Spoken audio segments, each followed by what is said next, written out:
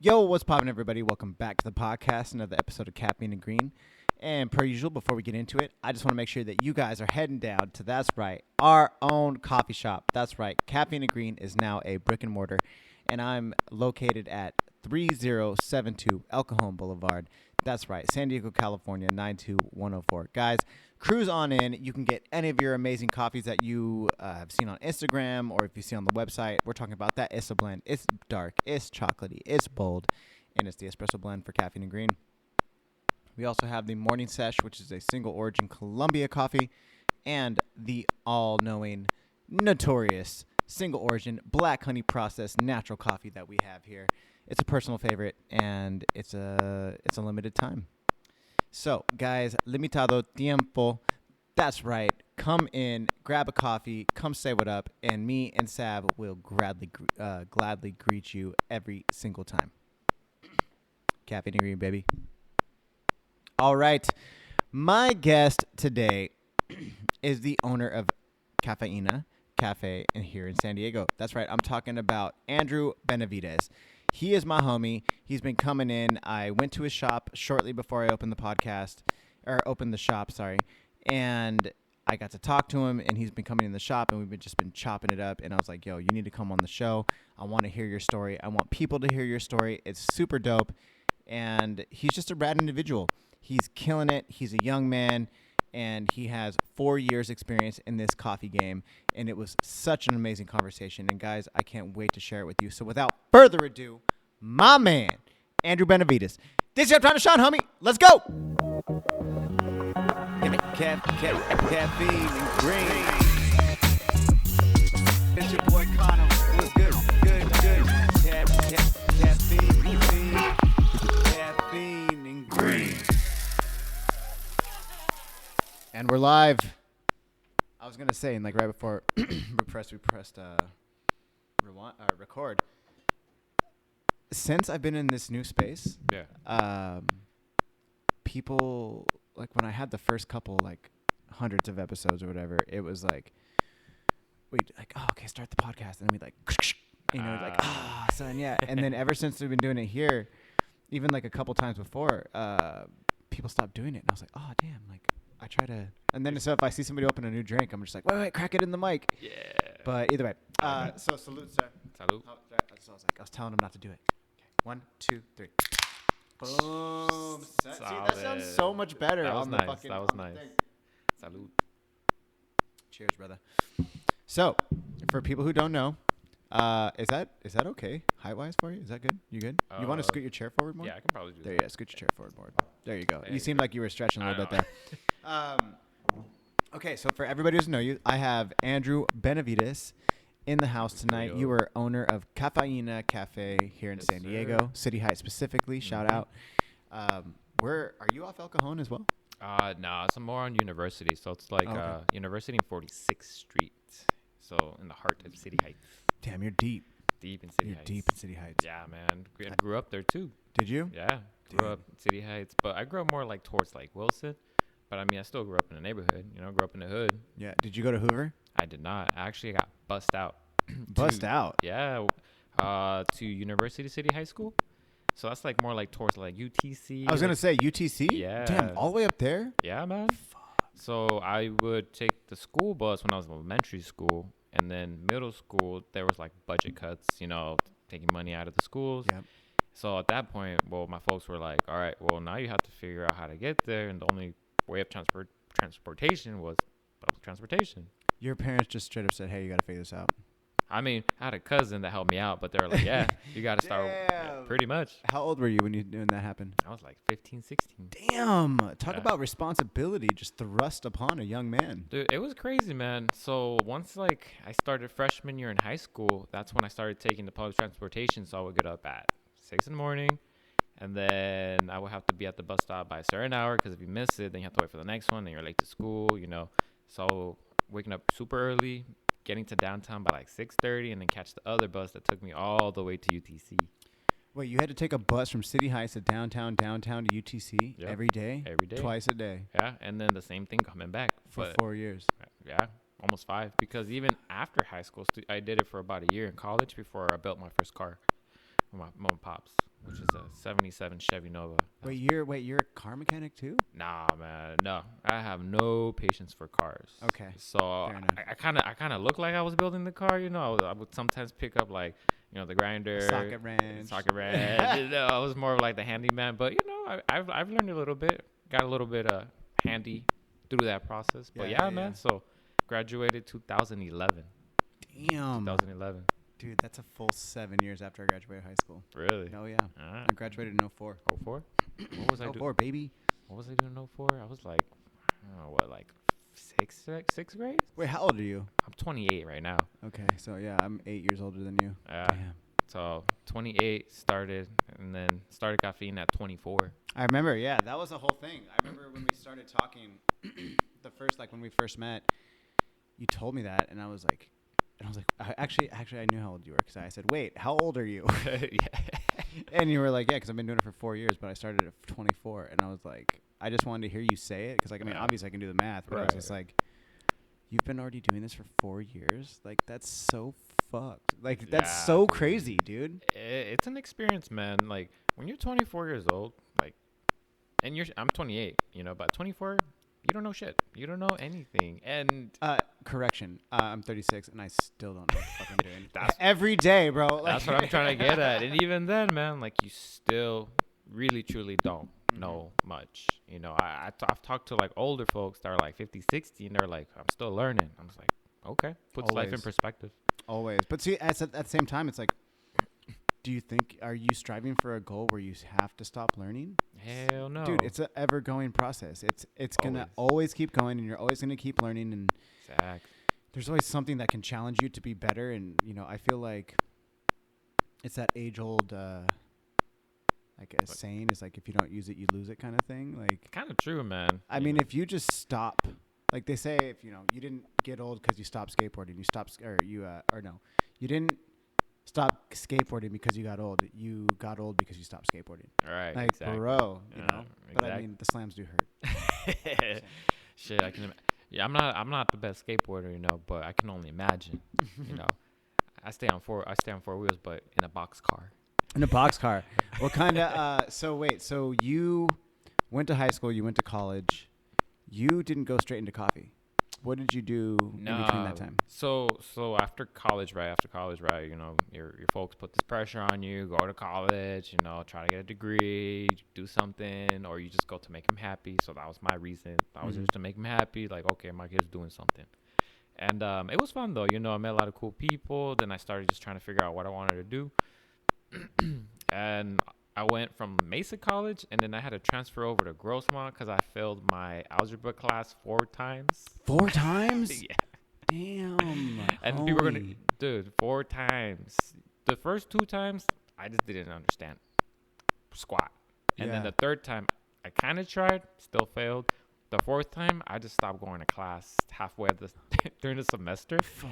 Just because that's when I started trade school. I went to Concord. I don't know that one. It's like a medical school. Not a medical school, but it's like medical training. So if you want to be like a nurse, or if you want to do medical assisting, dental, things like that, right? Okay. So then at that point, once I left college to this trade school, that's when, in college I was working at McDonald's. That was my first job, Mickey D's. Damn, son, really? Yeah, at the airport, San Diego Airport. Yeah, so that was pretty sick, man. Good times, man. I would go to... Good times. Dude, I'm not even kidding. I remember when I was like 18, 19. You loved it. Dude, it was sick because, like, it was McDonald's. Like, they didn't really give a shit. As long as you were at work, you did your job, that's what they wanted, right? Yep. But little didn't know, or they actually knew, because I was out there with the manager sometimes. We would go to TJ. So we'd be in Tijuana, crossing the border, 3, 4 in the morning, getting to work, because... You could do shit like that when you're young. Yeah. 100%. Dude, what are you talking about? I still do that. Dude, I'll still do that. I'll come in after a night at Red Wings at like 2, 3 o'clock in the morning and get up and open the shop at like 6:30. Dude, Red Wings is dope, man. Dude, Red Wing is so dope. Spot. That's the spot. So, anyway, sorry, I didn't mean to cut you off. Go ahead. Hey, I like that spot though. But, yeah, man. So then, after my McDonald's era. They shut down the McDonald's because they started bringing in more local spots into the airport. So then this coffee shop came in, Panicking. I'm sure many people heard of them. For people who haven't heard of them, though, just explain. So Panakin is essentially one of the original, like they're one of the OGs of roasting and just a cafe experience in San Diego. They've been here since the 60s. Yeah, OG. Super OG. Since the 60s. They have one in like Encinitas that's super famous at the old train station. Where are the other ones? At the airport. So the airport. Okay. I worked at the one at the airport. And then I remember when I first started working there, they were like, oh, you got to go to the location in Encinitas because you have to kind of just learn what they do, right? Kind of get a training from their perspective. And then I always, the stories never change, man. I remember that as soon as the first day I went to that location, I walked in, I walked around, and then I walked downstairs. And when you walk downstairs, you see the roasting machine. Mm-hmm. And as soon as I saw the roasting machine, nobody was roasting that day. It was just, I saw the roasting machine and I was like, damn, that looks dope. Yeah, like, super sick. That's when like that little seed was planted in my brain about coffee. You would see all the coffee bags around the wall, from all over the world. I mean, like they've been roasting for many, many years. So obviously they got all the connections and all that, right? But at that point, I was like, I'm just a kid. I was like 20, 21, right? I was like, this idea of having a cool coffee shop, whatever, I just forgot about it. So I went to the medical field because I was trying to figure out, like, what can I do with my life, And I like helping people. That was my whole thing. Like, I like to help people, I like to work with people. I like to make people feel better. So I was like, okay, medical field. Makes sense. So I did it. So I went to my trade school, graduated, and a year after, I found a job. So I was working like in dialysis, and I don't know if, for people that don't know about dialysis, pretty much when your kidneys fail, you have to come to us. I was a dialysis technician, and we have to hook you up to this machine 3 times a week, and it's not fun. So take care of your body. It's like flushing it, right? It's flushing. So your blood comes out of your body, goes through this machine, and goes back into your body. Because that's what your kidneys do, essentially. You know what I mean? So I was doing that for 5 years. And, medical field was rough. It was a great time. But you just see a lot. And I saw a lot because I worked at the clinics. I worked at all the hospitals. And I was trying to get my nursing degree at that point because that's the only way you can move up and make more money, right? And try to get a career out of it. But at some point, I was just like, I don't know, like going back to school, doing all the, I failed math 4 times. I had to transfer over. So I was like, shit, like school's not for me, and it's not for everybody. And it's okay. It's okay. Doesn't mean you're not smart. It's not your thing. That's all it is. So then towards the end of that career, that's when I was that's when I started going to coffee shops more often because I was studying. I would go to like the local coffee shops that would be open 24 hours. All the new cool, trendy, hip coffee shops just opening up. Old coffee shops, just walking around, checking them all out, studying. And then at some point, I was just like, damn, okay, I kind of want to open up my own shop. I think it's kind of cool. I didn't have this whole understanding of running a business. That's when, I was like, it seems cool. Why not? So at that point, at the time I was like dating someone. They were like, you should open up a coffee shop. Just do it. And I was like, all right, cool. So I did. And, this story goes deep with the beginning of Cafeina. I don't know how deep, Bro, fucking go deep. Shoot, man. Like, go deep. Let me know. Honestly, it's kind of crazy because when I think back about it, especially like right now that I'm talking about it out loud, you kind of reflect at the moment. You're like, shit, like you really went through all that to be where you're at today, to be in a dope ass podcast, just talking about the experience and sharing it with people, and people can listen, you know, because that's just not easy, So just to kind of get into it, I remember I started connecting with people. I'm gonna make it short, sweet, but also real. I started connecting with people, and there were some good people in my life, and there were some really bad people in my life. Mm-hmm. And those really bad people were the ones that did initially help me start the business, started guiding me, I remember I was at work sometimes, and then my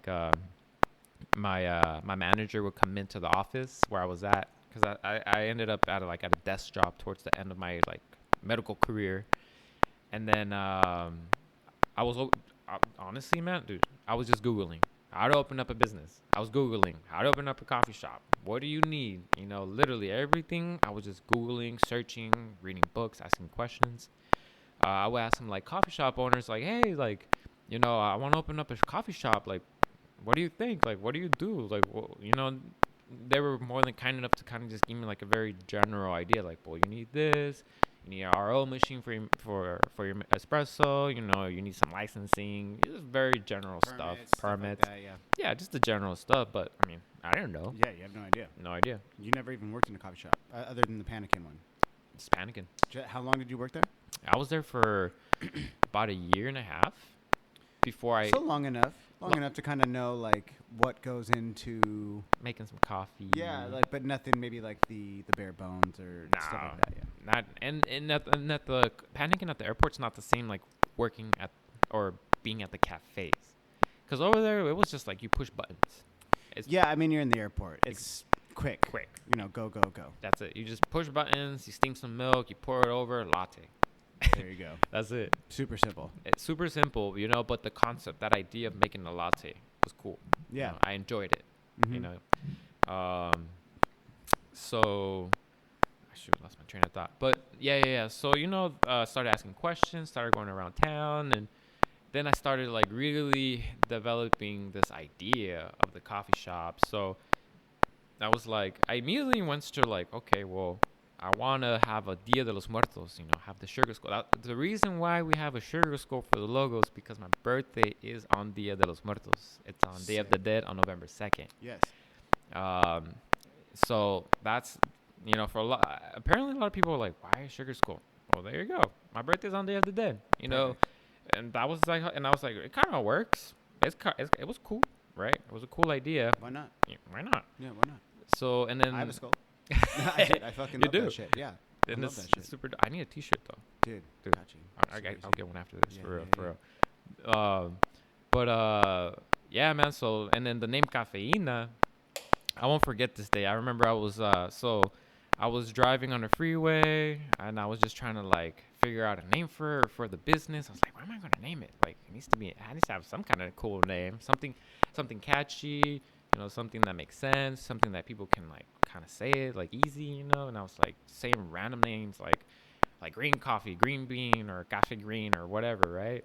And then next thing you know, I was like Cafeina. I was like Cafeina, okay, Cafeina. Like I was like, wait a minute. So then the person I was dating at the time, I was like, hey, what do you think about Cafeina? And they were like, Google it, make sure nobody else has it. So we did. There you go. It was free.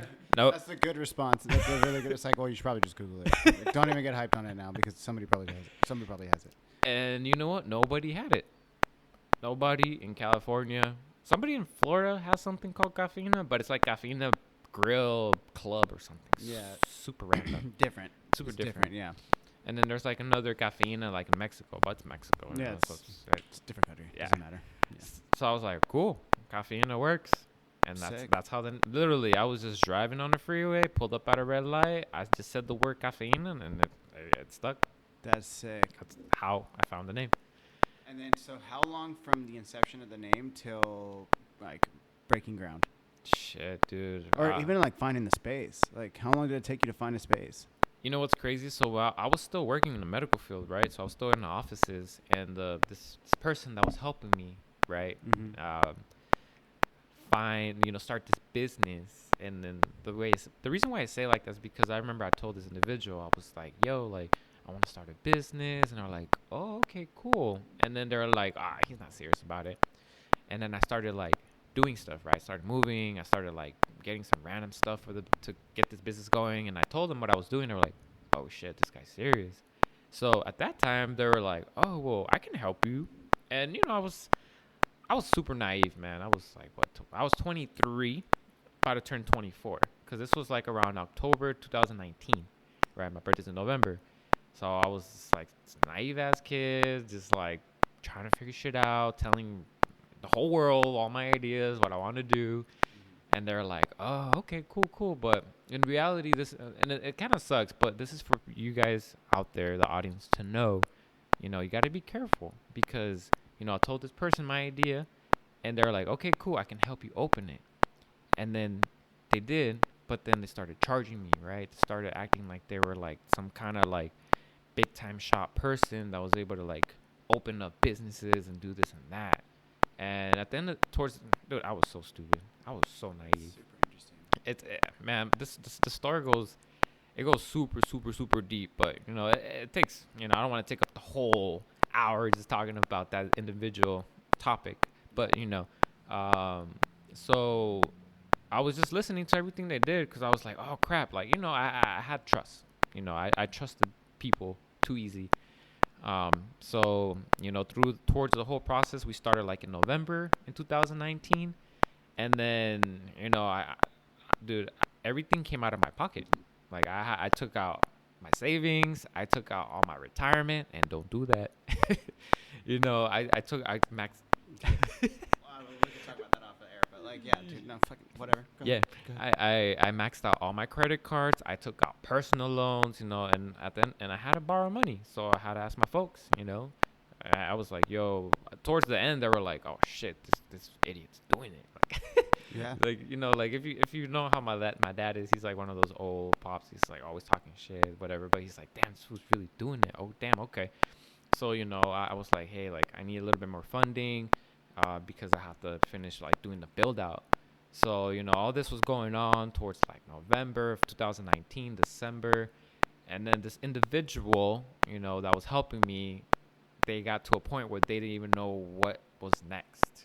So I mean, that makes sense. They don't fucking know how to open a goddamn coffee shop. It's like, yeah, duh. you know, You know so what I'm saying? Like, yo, what the fuck you mean you don't know? It's like, yeah, of course you don't know, because you ain't do it. Like, you know what I'm saying? Like, But- come on now. No, I know. That pisses me off when the people, like, they're going to act like that. It's like, yeah, dude, stupid. Like, you know, and I really enjoy sharing this story because people just need to know, like, be careful. yeah, you always got to know? watch your back, bro. You gotta watch your back, 100. you know. You gotta really have that awareness. Yeah. You know, I didn't have none of that. Now it's there, but you know, it's still working on it. Dude, it's always a work in progress. You know what I'm saying, G? Like, and I mean, you have years of business experience on me, 100%. But also at the same time, like, I feel like the experience that I could offer you is just like watching individuals. Like, bro, you have to, like, Yeah. you know, whether it's coffee, skateboarding, whatever it is. Skateboarding, I think, maybe a little bit more malicious than some others. Like, and Yeah. that's not to talk shit on skateboarders, but it's Right, just like there's some shitty people in skateboarding, and they will do shitty things to people who don't know what they're doing. You know Yeah. what I'm saying? Because they're like, oh, there's the prey.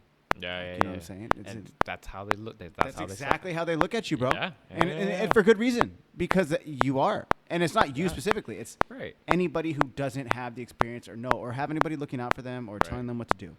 Right. I mean, not telling them what to do in that sense, but it's being like, hey, young G, like, Yeah. you should probably avoid that person. You know, or something like kind of Yeah. just like trying to like be a little hint, positive hint. influence. Yeah, A little hint, hint. positive nudge, yeah. Yeah, man. So this individual ended up bringing somebody else in because obviously they got to a point where they were stuck, you know. And then this other person, you know, I'm just gonna keep the names out. Dude, you don't have to. Don't have to. Yeah, you're fine.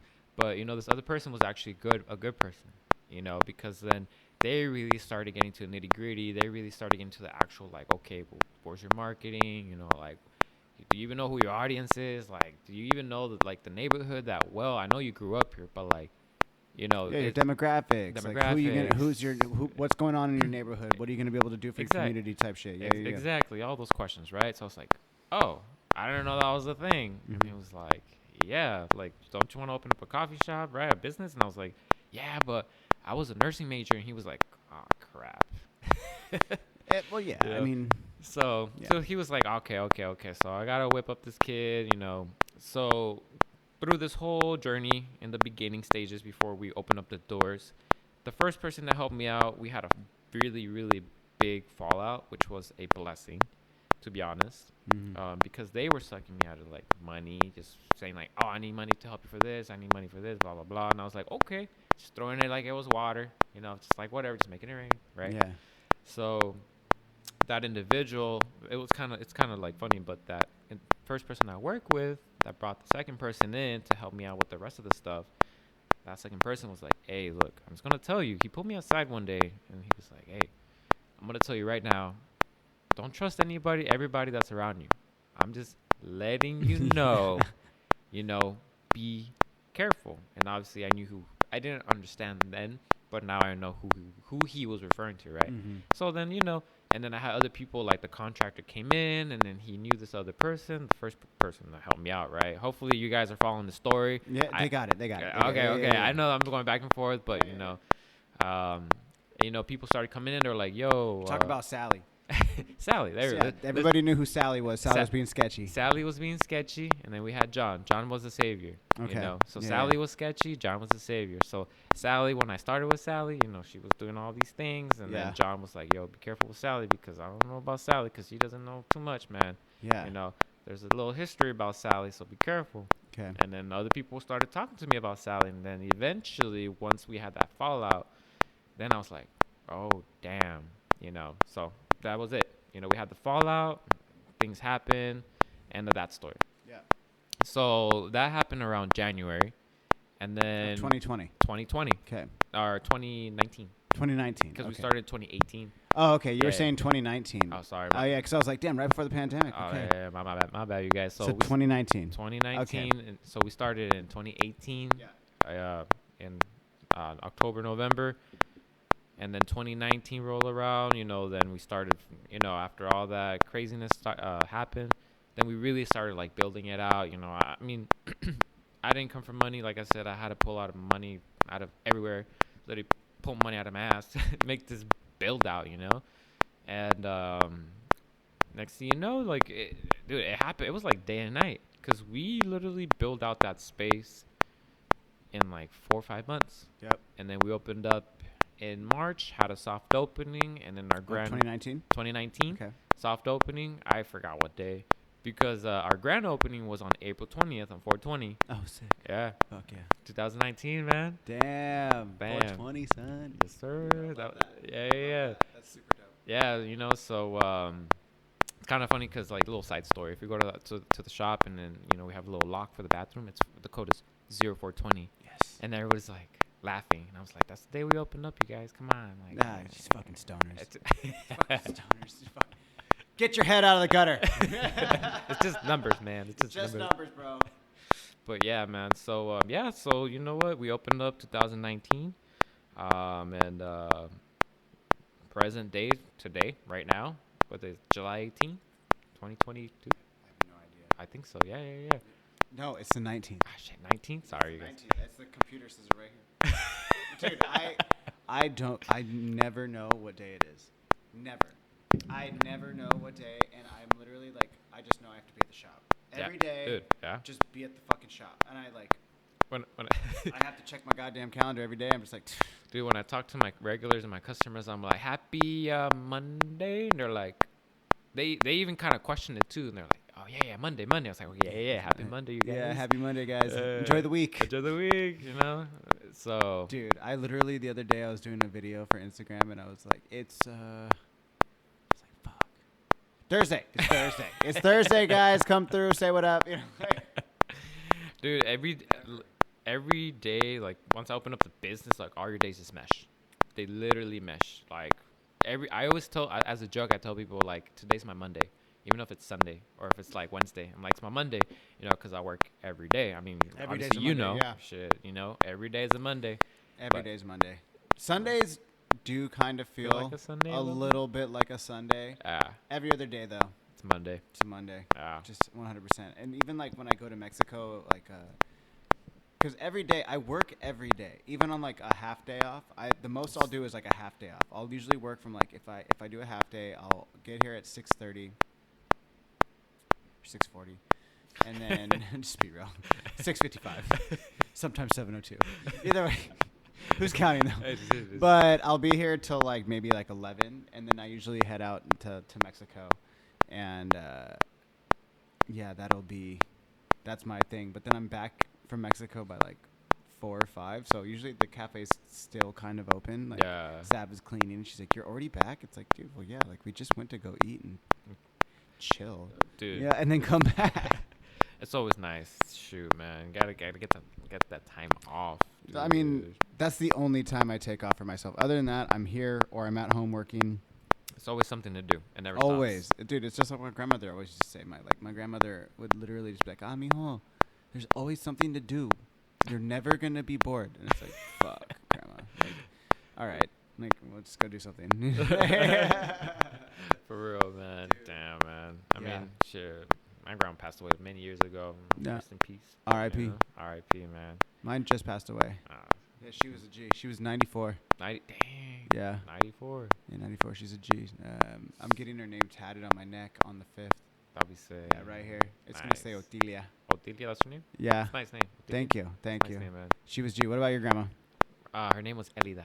Elida? Elida. That's yeah, man. dope.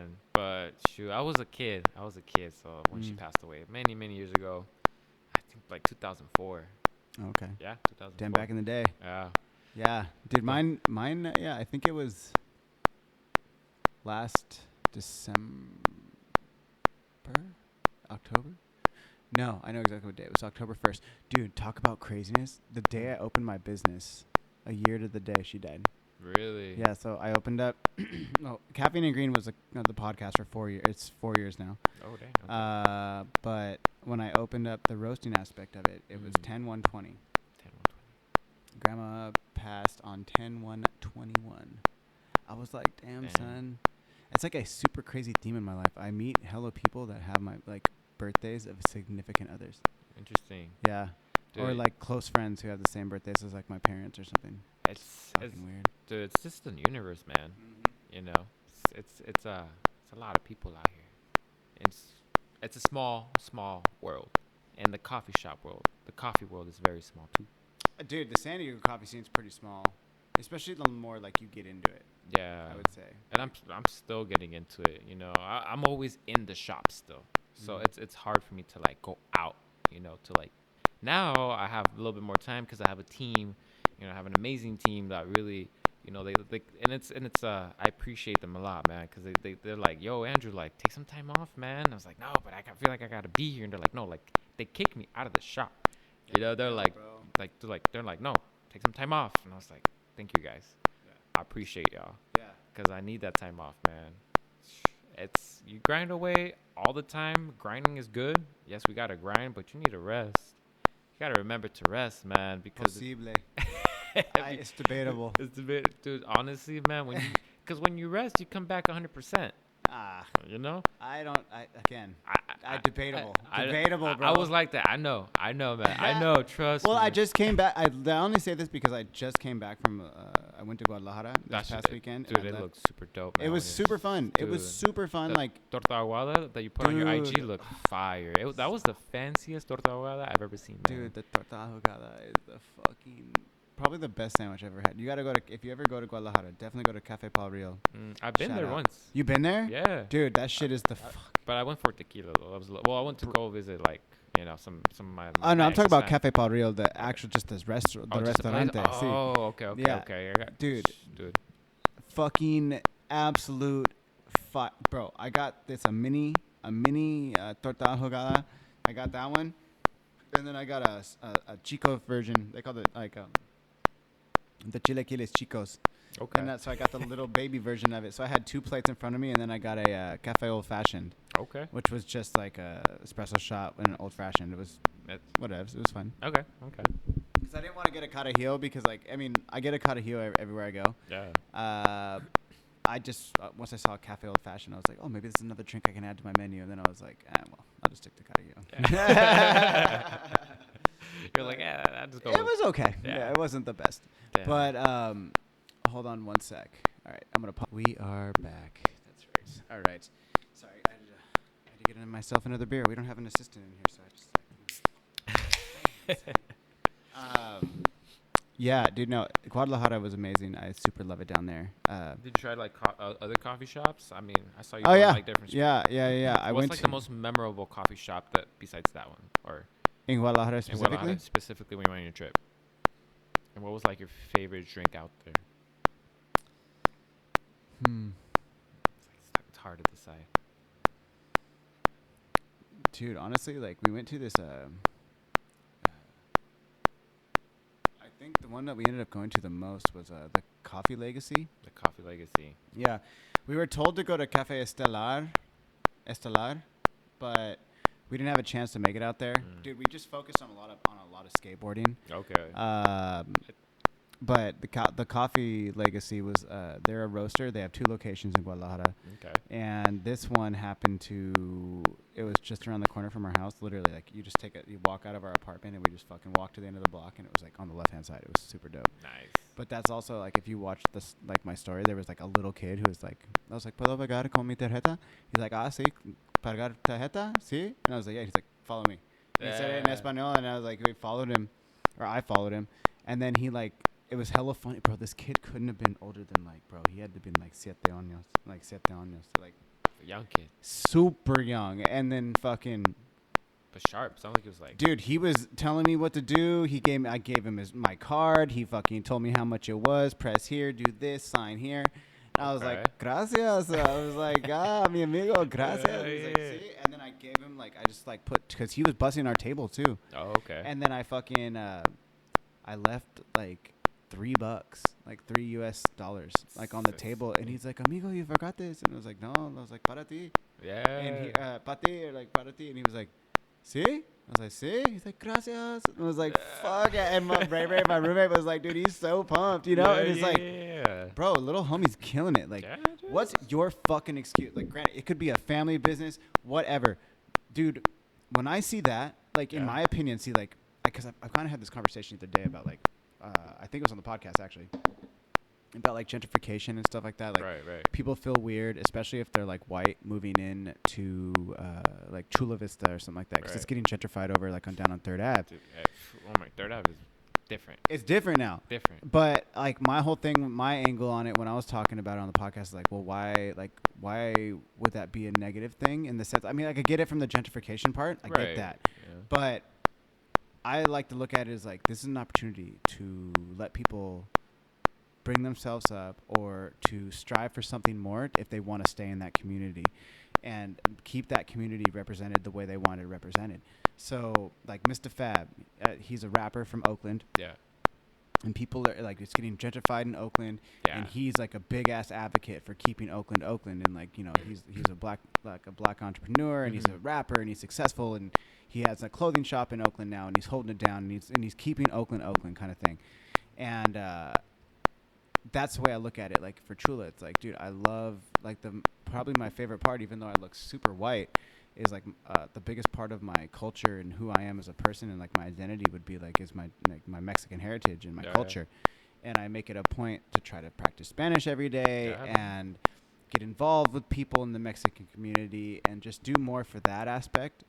And even though I'm an American-born guy, like, I'm not Mexican. I've had, like, multiple people, like, ex-girlfriends and just, like, other people who are from Mexico, and they're like, you know, you're not Mexican, right? Like, you're just, like, American. And I was like, that's fine. But, like, my blood is from Mexico. Exactly. So that's your roots, man.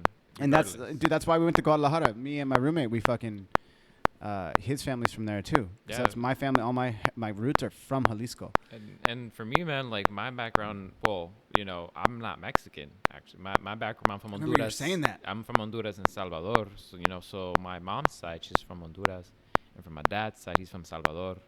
And, you know, to kind of like add on to that, you know, I grew up here too, you know, and I grew up in City Heights, and, you know, going back to the gentrification thing, to me, with that one, it's just like the education.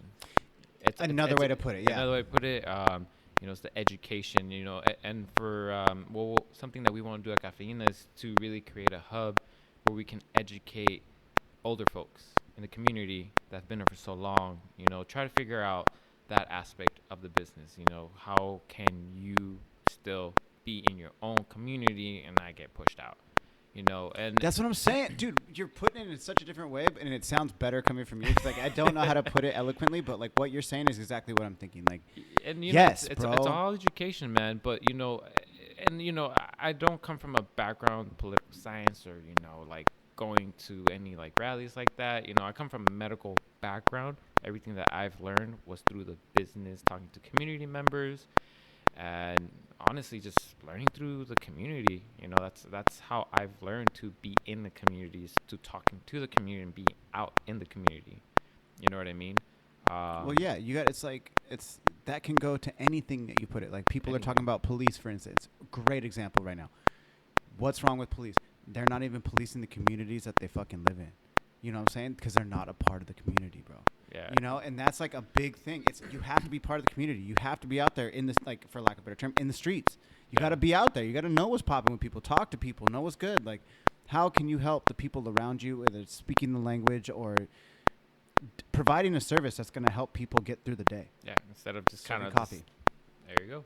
You know what I'm saying? Instead of just like, not to get too much into it, but like, everything that's going on right now in the world. 100%. It's bad, and I feel like and what I mean by that, not to just kind of downplay it, but like it's just the education and really just like being aware of what's going on in the world and kind of, man, this goes deep. Yeah, dude, go deep all you want, bro. But like, not to get too much into it, like I see what goes on, and I'm just like, I feel like we need to see people in a different light. You know what I mean? Like we're all the same. Stop judging people by who they are. Color and anything. Oh, colors for sure. But dude, there are assholes. I'll be the first one to tell you, bro. There's definitely assholes out there. So like, you can call the assholes how you see it, but what I'm taking from what you're saying is that like, regardless of how you look from jump, exactly, you're gonna get treated as an individual and the person as you are. It's like, I'll trust you until you give me reason not to. Right. Kind of thing. Shame on you. Fool me once, shame on me. Fool you twice. Or no, it's like what is it? Fool me once, shame on you. Fool me twice, shame on me. Yeah, there we go. Yeah, there we go. Boom. Sorry, but nah. But yeah, man. So from that, working with the community, to me has been very important. I mean, we just had like a block party at Cafeina. Yeah. And that was super dope. Because we, that's our purpose, is to work with the community and just bring people in a hub, bring other businesses. How I saw it was, even though, man, doing that block party was a nightmare. It was a headache because you got to get permits. You got to talk to PD. You got to talk to the health department. You got to talk to the fire department. You got to talk to so many people. You got to talk to the city. And it's an investment. Whoa. It's an investment, man. That's expensive to have a block party. It's expensive to shut down the street. But besides the fact, it was an awesome day, because, we had 13 vendors out there, 13 different households that was out there to make a living, you know. And get that paper, boo-boo. It was sick, man. And some people sold out, and some people, we had people, I didn't even know, man, like, we had a vendor actually travel from Arizona.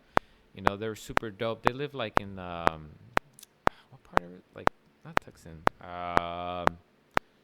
I forgot what part of Arizona, but they were following the cafe. They've been following the Cafeina page because they saw like on Instagram, and they just liked all of our stuff.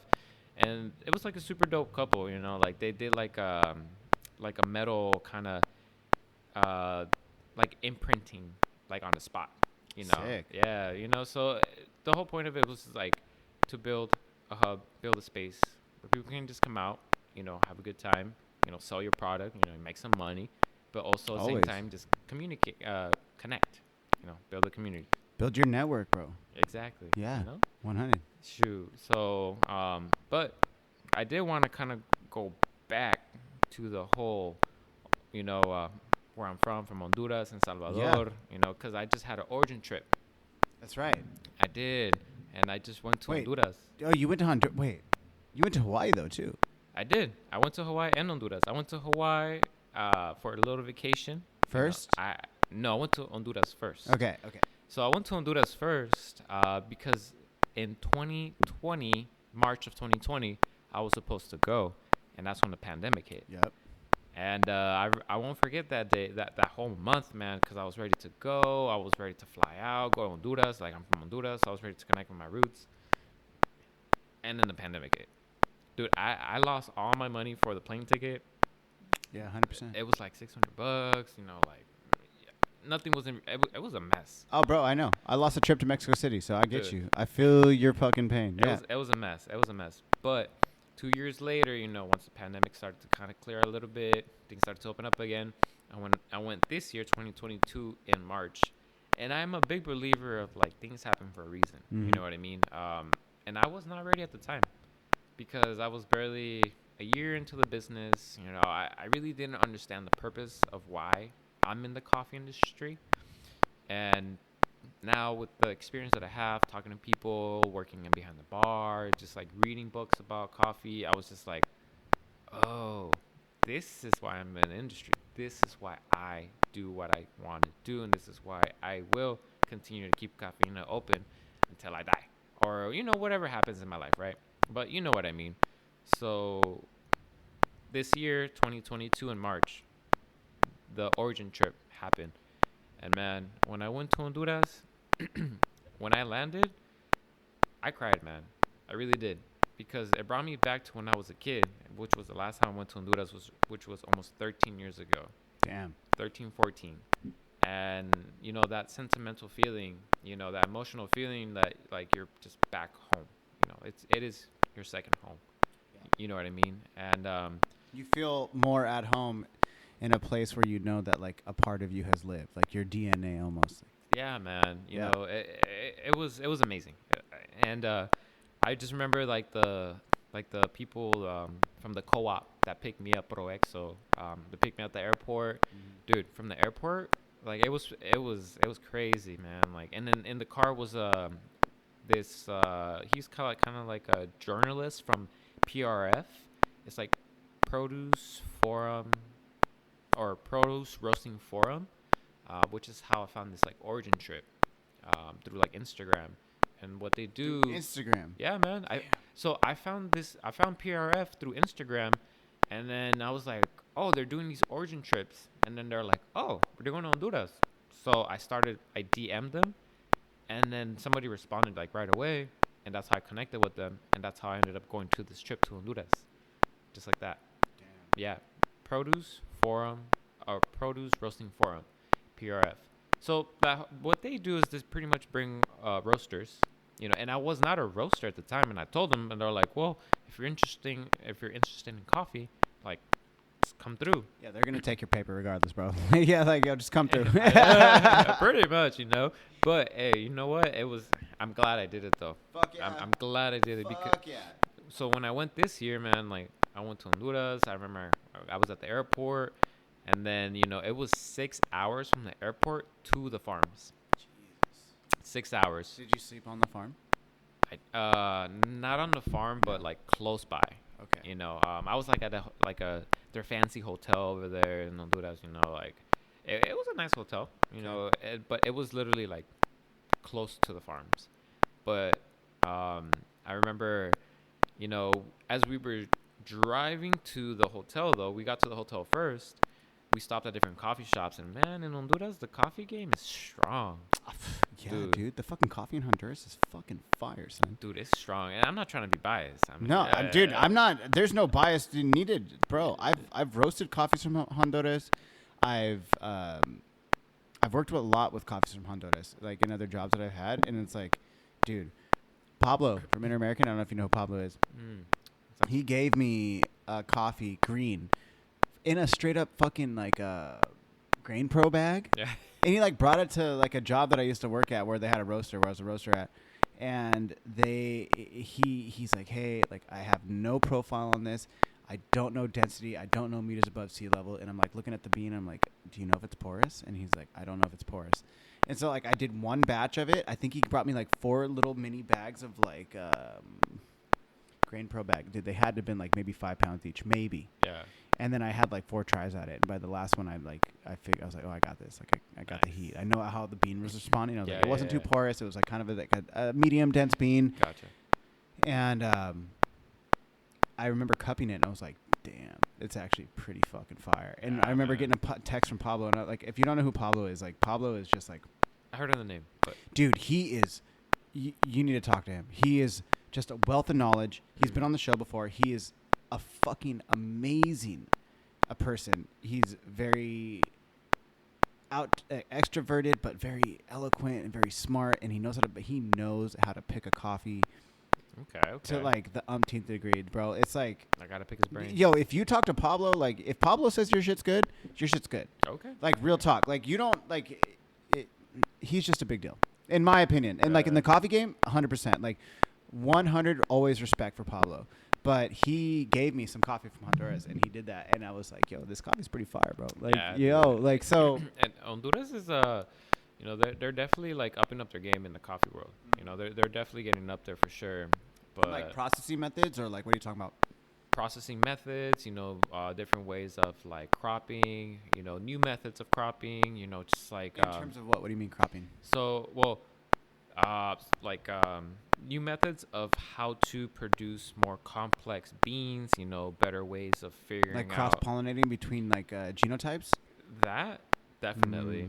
Interesting. And Interesting. yeah, man, like over there. So when I got to when I was when I got picked up, you know, and so the first night in Honduras, I stayed at the hotel, and then the second day or the actual day of the whole origin trip is when I I sat at their office, and you know it's so crazy, man, because there were supposed to be 30 people at that trip, and there was only 2 of us.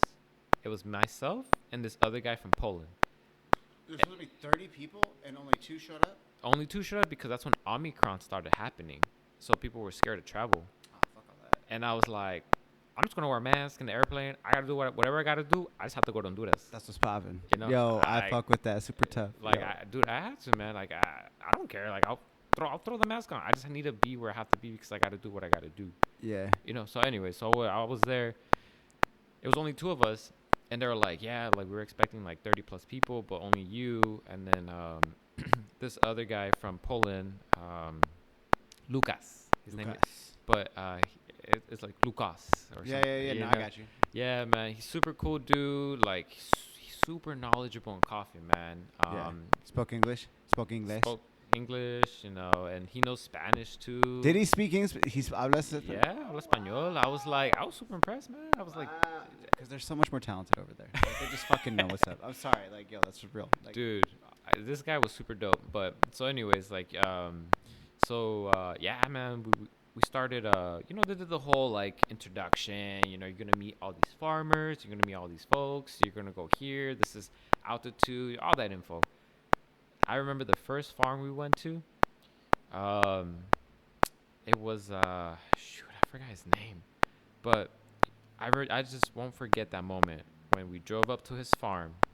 We had to we were in this trucks climbing up, you know, through all this dirt, you know, just it was that whole safari experience. yeah, fuck yeah. And then once we got out the car, you know, met the first farmer, you know, started walking. I started seeing the coffee plants as we were driving.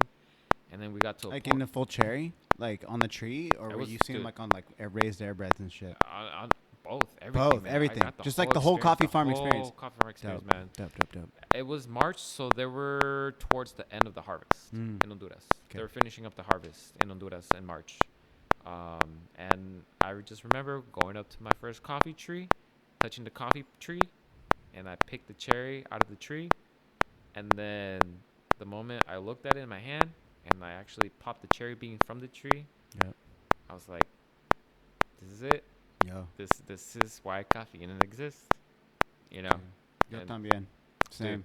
Like, dude, I can relate. it confirmed everything. I was like, this is why I'm in the industry. And then just like learning about the farmers, learning like, you know, how they live, their lifestyle, you know, what they need from us as the consumers, as the roasters, you know what I mean?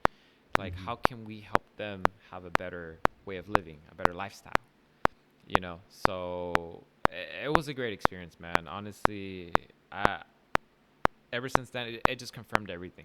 That's why it's just like, I get emotional about it because, you know, like it's when I think about it, it's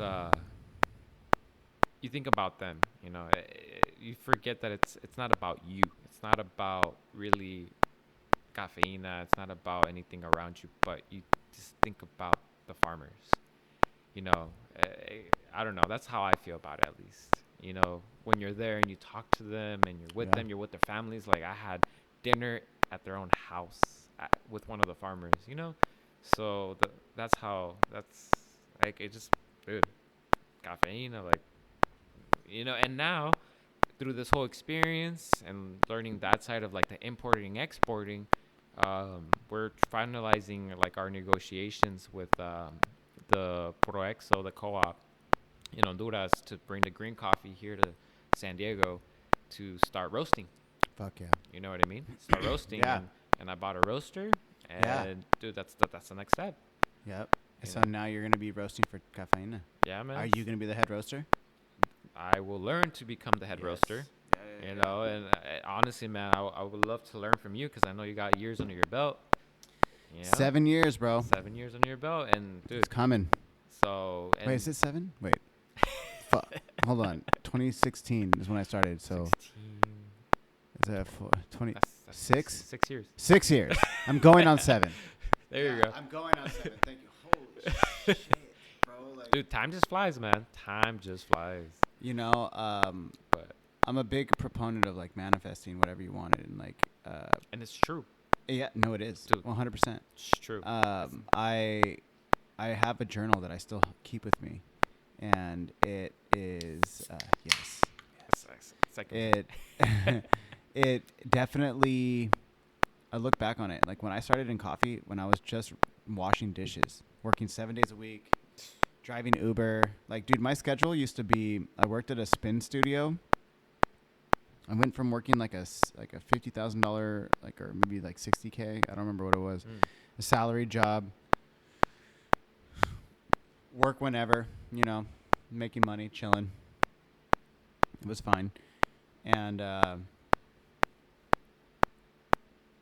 I remember like I left the Bay Area to move back down to San Diego to be with my ex, and to get by I worked at a spin studio, and then I did Uber from like 4:30 in the morning to like 7 a.m. and like maybe like 6:45, and then I would drive to Zumbar, and I'd work at Zumbar from pretty much from like 7 to 3:30 or 7 to like 5 depending on the day. And then from 5 to 6:30. Yeah. And then like from 5 to 6:30 I would drive Uber just to make the money, and then I would like drive on the weekends, make the most money. Dude. And I was able to get by. Yeah. And I did that for a year. I worked 7 days in a row for a year, and then I got the opportunity to work full time at Zumbar as coffee production. And that's like kind of what gave birth to all this, but like through doing all that, I learned how to do all the brew methods, and Okay, that's how it started for you. yeah, no, I mean, like, well, no, dude, like, Or- if we're really gonna go, like, you're like the way you're saying it, like, deep, like, my coffee for me, like, like how you said, like, what it gets for you, bro, like, when I think about my origins in coffee, like, I keep it real simple. Like, my fondest memories of coffee are literally like my family. And I don't have a very close family at all. Like, I have like individuals that I'm close with in my family, but like as a group, like, we're not that tight, and it's not a really cool family. And I mean, I'm not trying to talk shit, it's just facts. And but my individual relationships with my family members, my grandmother being my biggest one, I would sit there with her and I would just have pan dulce, and she'd drink like a decaf coffee or just like a regular coffee when she was younger. And I would just sit there and just like have coffee and just talk with her, you know, about everything, about her life, about, you know, what things were like and how we were doing. And, you know, she'd give her 2 cents and stuff, you know, and like she's from a different time. So shit, like at the end of the day, like the advice she was giving is like, you know, take it with a grain of salt. But right. The end of the day, they're still your grandmother, your abuelita, your abuela, whatever, like however you want to call her. But like, yeah, like my dad, coffee, you know, my mother teaching me how, I've said it ad nauseum, like talked about it so much, is like she taught me how to make coffee for her at 5 years old. You know, like 1 Splenda, a little bit of cream, break the coffee, take it to her every morning. And that's what it was. So in a really weird way, I feel like coffee for me was, when you stop and like look back on your life and you think about the things that are most memorable and the things that seem most influential almost, I would definitely say coffee has been that underlining theme. Yeah. And so for me, when I finally chose a path that I felt was right for me, it was coffee. And like, you know, dude, it's so weird. Like, bro, like people come into your life and they, especially if it's a significant other, I would say, you think that it's like, this is going to the end all be all, or like, this is the person who's the answer. And they show you something that changes your life, like in that instant. Truly. Like my ex-wife, she was from Hawaii, and her stepdad, so my father-in-law, he was a farmer. He is a farmer. He's a cattle herder, and he slaughters his own cows, which was fucking amazing because like whenever I went there, we would get like 60 pounds of meat to come back with. It was so buttery. Didn't have to buy shit from the store. Talk about like, you know where the meat is coming from, son. Fresh. Grass fed, fresh. I seen that shit butchered. I pulled it out of the fucking freezer. Like, yeah, homeboy was on one. Damn. But he also lived on the Homakua coast. Okay. On the big island of Hawaii. And they had coffee plants, bro. Like rows of coffee plants. And it was like 13 foot, 15 foot tall coffee trees. Damn. And he was like, yeah, you want to go out there and pick coffee? He's like, yeah. And I'll go out there, I'd pick the coffee, and I would just be hanging out. Like, they're all Jehovah's Witnesses. And I didn't used to talk about it before, but like now I'm not married to them anymore, so it's like, fuck, I don't care. But they're super Jehovah's, and they were like anti-weed and shit. And so I would get weed at like the skate park on the Big Island. And then I'd wait till all of them leave. So Jason, his name was Jason. Jason would fucking leave. And like my sister-in-law was like, I don't know, she was probably like 16, 17 years old. Her name was Jaylene. And she was like, she would go knocking door to door, like the Jehovah's. Like, they're like, hey, like, we want to spread the word, like, whatever.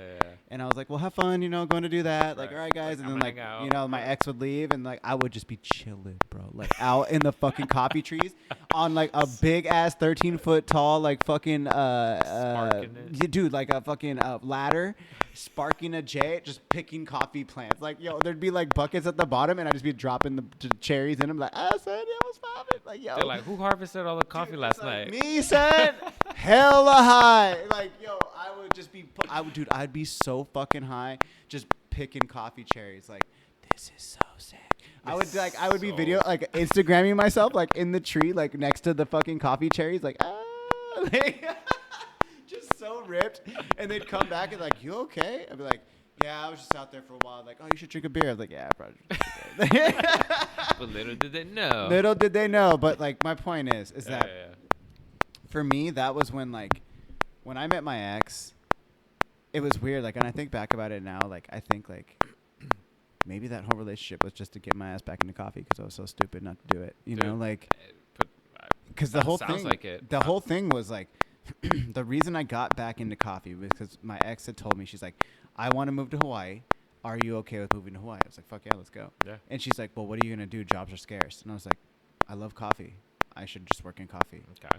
And so because I loved it so much, I was like, yeah, this will transfer. It'll be fine. Like, I'm going to be a roaster. I'll move to the Big Island. I'll just roast for all these fucking farmers. Yeah.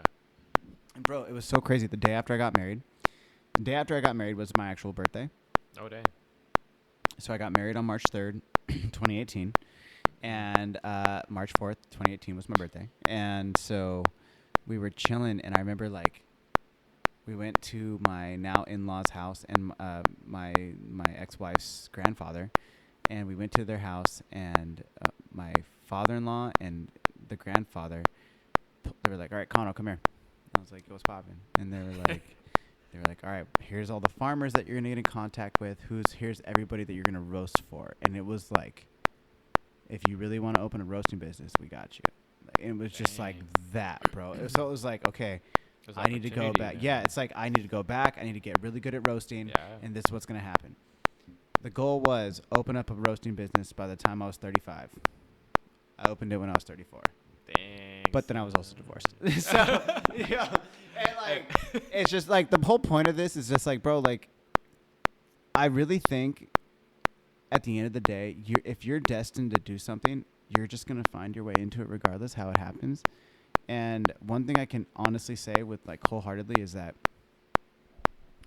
I'm not bummed on anything because it all led me to coffee. It led me to exactly where we're at right now in this exact moment. Yeah, man. And it is the fucking funnest and dopest experience I've ever had in my entire life, and it's all because of coffee. Dude, coffee just brings something together.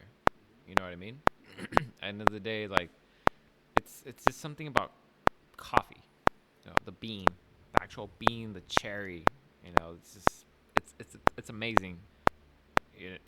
I have no words to explain it, but I hear you though. Dude, that's what it is. I mean, like, bro, I think you could explain it though, because if you think about it, like, we actually went to the same coffee farm on the Big Island in Kona. Yeah. Mount Thunder. I did go to Mountain Thunder, Yeah, man. Mount Thunder. Yeah, that's what it's called. Dude, that was an experience, man. That was an experience, like trying a coffee from from the States, technically. Technically, yes. Technically, It's right? less complex and it's not that good. Sorry, Hawaii. I'm sorry. You know what? It's good coffee. It is. Second that. Yeah, no. I mean, and that's fine. And that's not talking shit. I'm just No, like, the complexity is not there, and they're trying, and that's fine. It's good. I'm sure It's there's good coffee. It's good coffee. I've tried espressos over there. I tried their drip. It's just different. You know what it derived from, though, right? It's derived from Guatemala. From Guatemala? Yeah, the very first coffee bean that was ever brought to Hawaii was a Guatemalan coffee. Okay. I thought. That's why there is some acidity to those coffee beans. Straight Okay. up. But I will tell you, in my opinion, Because coffee. Hamakua Coast coffee is way better than Kona. Really? Like, oh yeah. You know what? You're the second person to tell me that.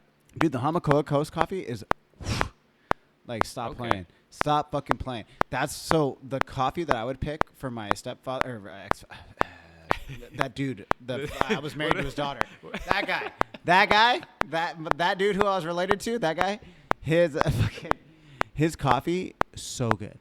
The coffee from his fucking farm, bro, insane. Like dude, what's crazy is you walk out of the house and the coffee trees were in the living area, like 100%. Like you weren't going anywhere. You were just walking across the grass over there, and then I would just be like, I'm gonna wait till they leave, and I'm all puffed up. Like I would be, dude. I would get so fucking baked, and I would like stand at the top of the ladder. I would like climb up, smoking it, and then I would move the ladder in between the trees, and then I would get up to the top, and then I'd sit on the top, and I was like, I'm smoking the trees. They can't see me, and I would just be like sitting up there like, dude, like the way that you discovered coffee, your experience was a lot more funner.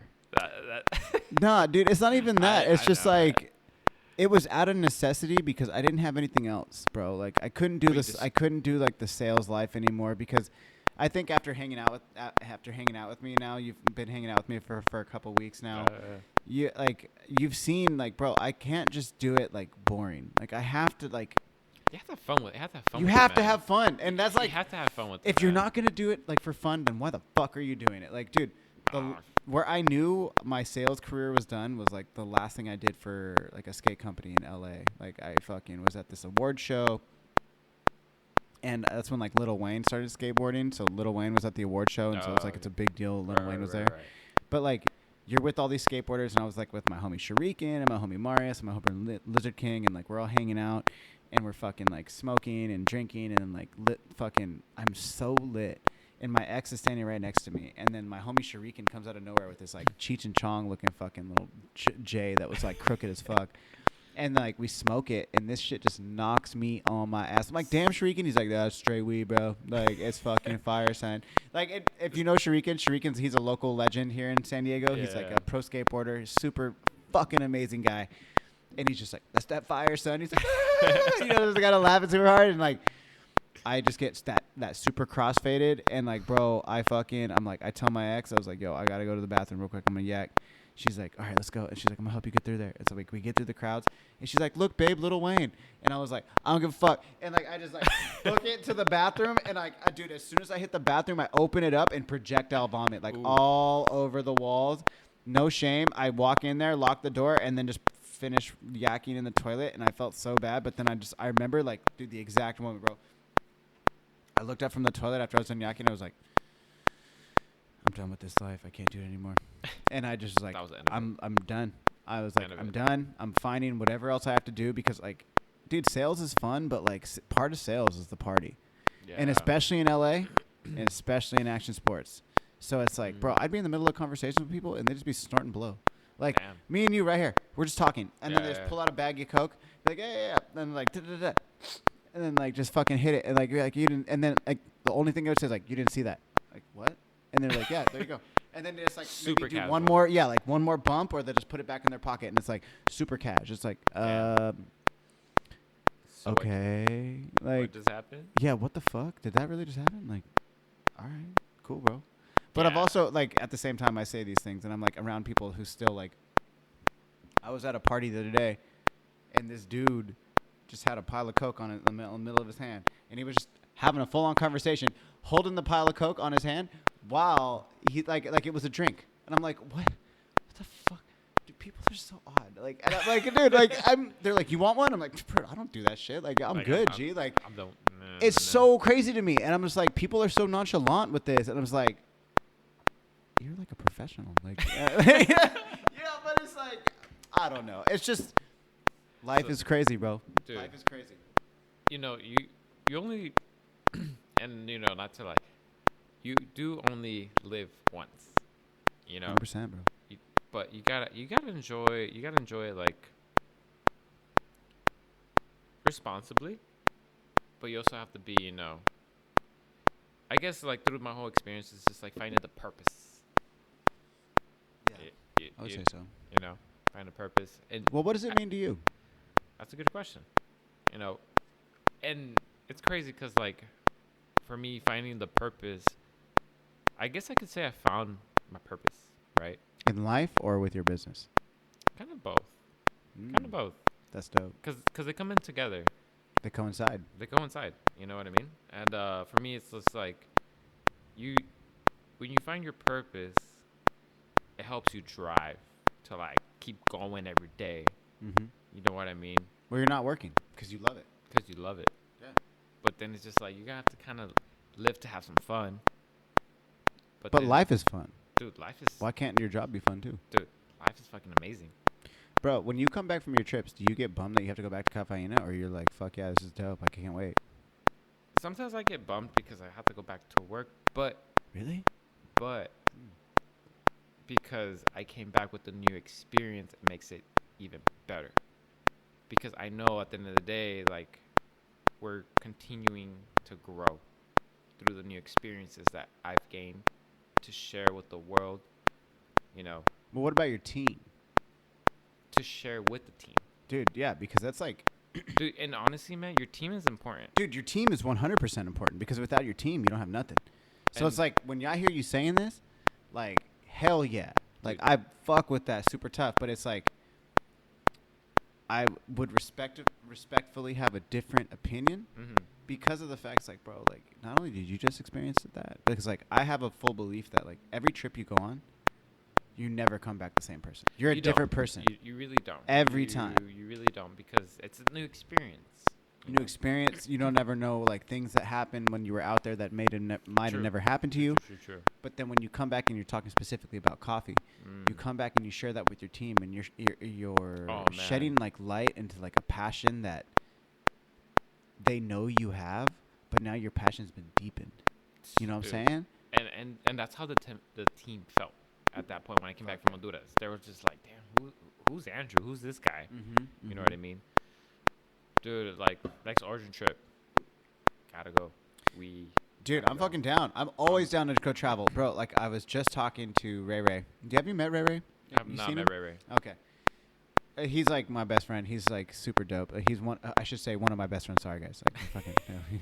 They'll So you'd be like, yeah, whoa, yeah, whoa, whoa, whoa, whoa. But like, he's one of my best homies, and I go with it. He's in all my videos. Like anytime I go skateboarding nowadays, it's with Ray Ray, 100%.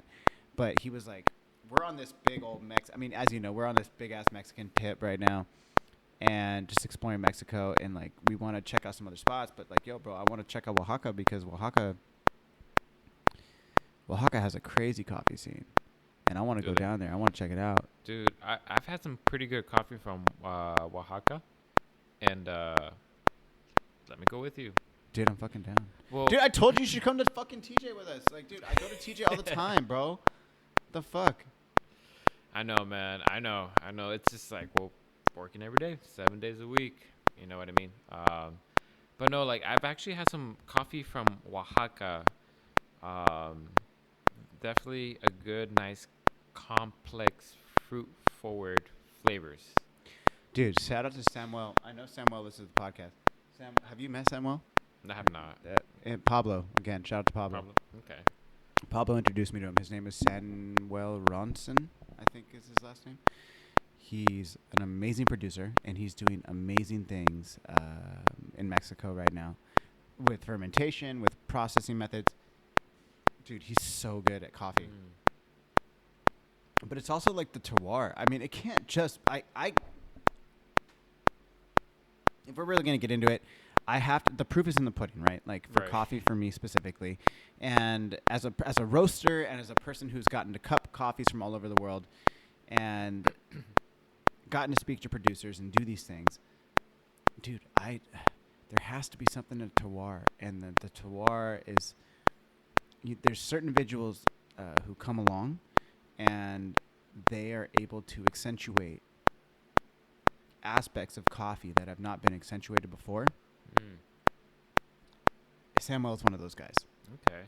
I think with the terroir and then his processing methods and the way he's able to produce the coffee, it's next level. I have to try that. I don't think it's just the processing method, but like, I mean, essentially that's what it's kind of looking like. And it's dude, to be 100% honest, it's pretty unreal what they'd be able to produce, because in Mexico is coming out swinging, son, like tough. I have another bag here. Hold on, I'm gonna grab it real quick. Okay. Dude, Mexico's doing their thing. My friend brought it from Ciudad de Mexico.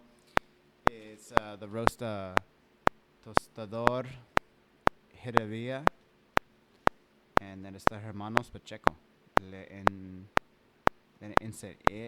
La Ensenada. And then it says Mirama Yucahuti of Oaxaca. Check that right there. Shit's proper, son. Herevia. They sell that. So, dude, the reason I wanted to, I want to go back to Mexico City so I can check out that roastery. This is now the second bag I've had from them. And this one came straight from the roastery. But the account that I have in Tecate, shout out Kila Libra y Luis in Tecate, Mexico. They carry Herevia. They carry Modern Times. They carry Caffeine and Green. Okay. Electric from Tijuana.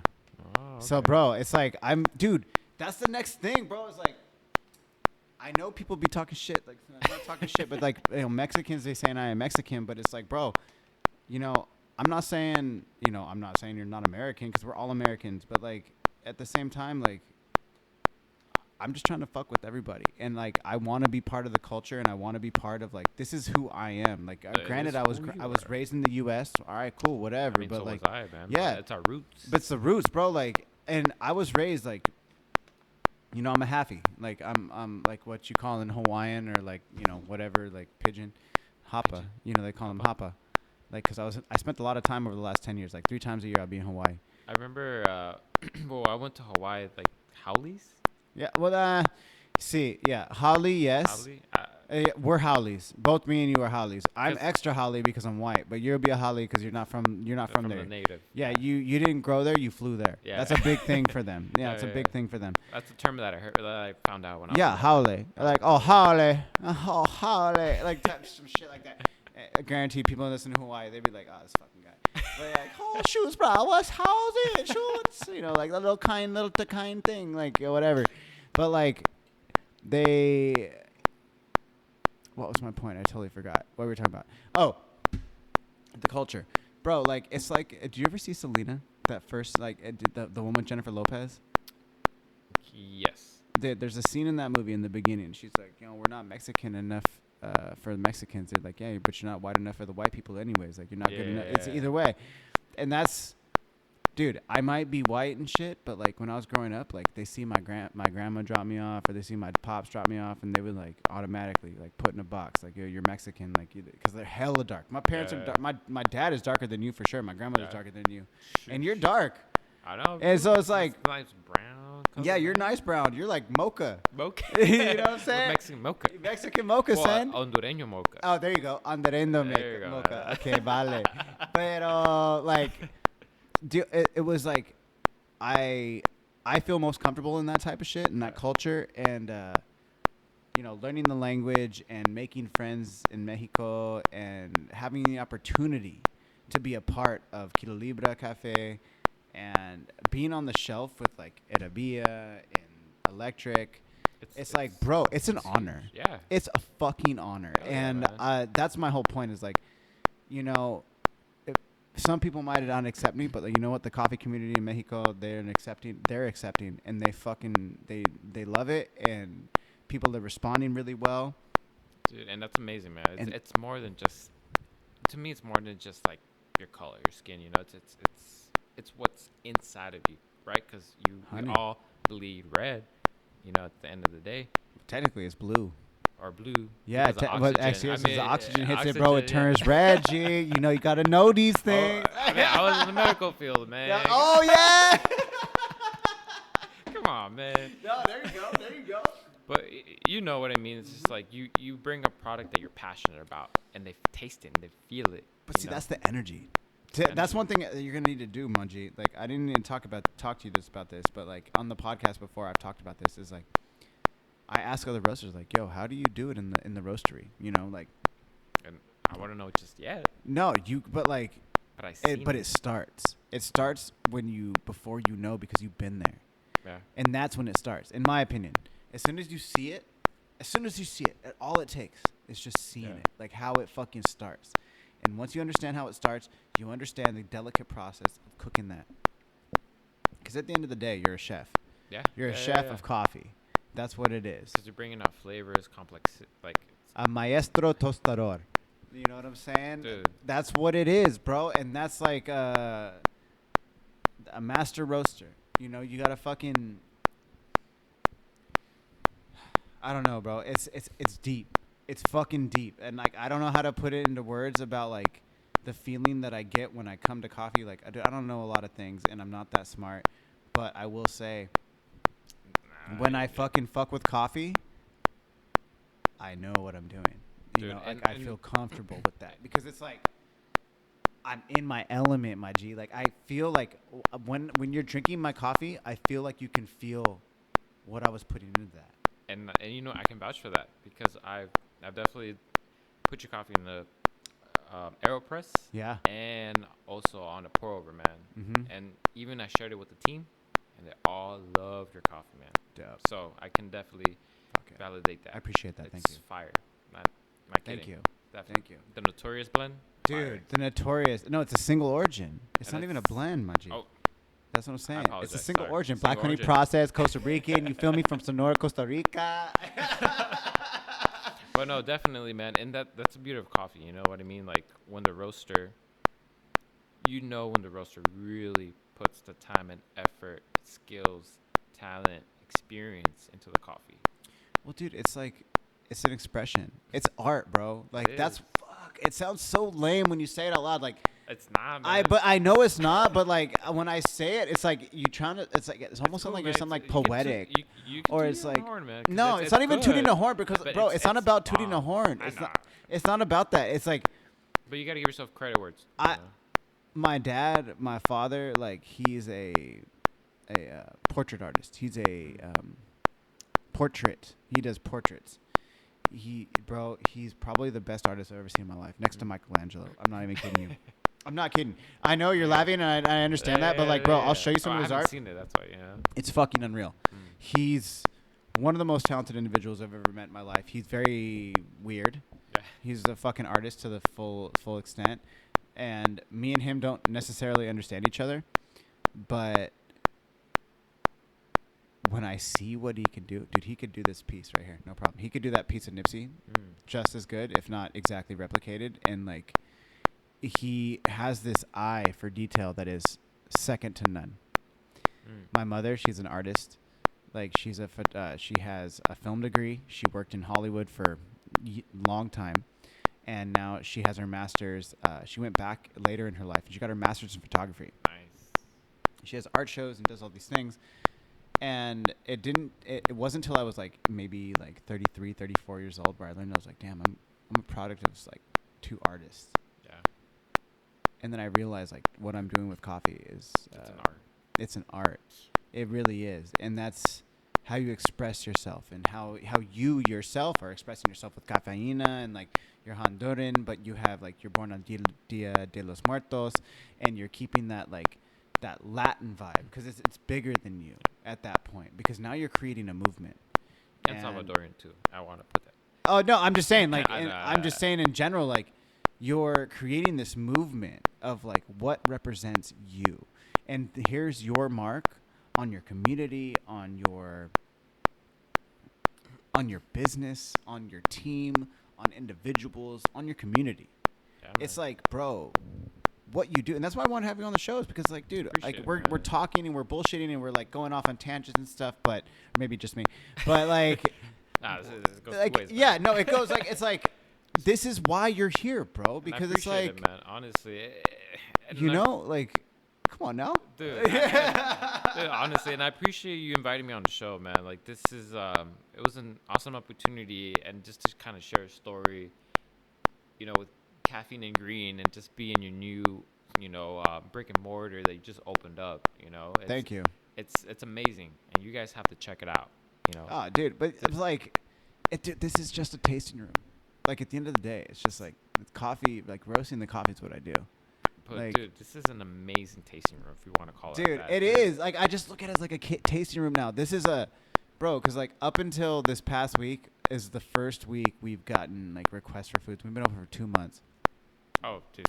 And now it's like, I guess it's kind of a cafe. It's turning into a cafe, but it's just been a tasting room. And that's like how I look at it. It's like, bro, like there's real no theme to it. If you really look at a theme, I guess the theme would be fighting, hip hop music, and skateboarding. And but dogs. That's who you are. But that's what it is, though. Like, but that's why when I say when I look at Cafeina, like, bro, like now it has deeper meaning to me. So when like I know we talked about this off the podcast, but like the wall, you said you were gonna change the wall and like other art. But like now that I know what your birthday is and I know what you put into it and the story behind the fucking murals, it's like that makes everything like just kind of come together, man. And like I think it's so fucking rad, like. And you know, it's awesome to share the story so you know who I am and so I can share to the audience who I am, and just you know it's just the true, real me, dude. Well, that's and dude, the same 100%. with Caffeine and Green. This is who you are, you know. That's why like I love your murals, you know. I love the quotes, like your style. It's we all have our own style, but it's super dope.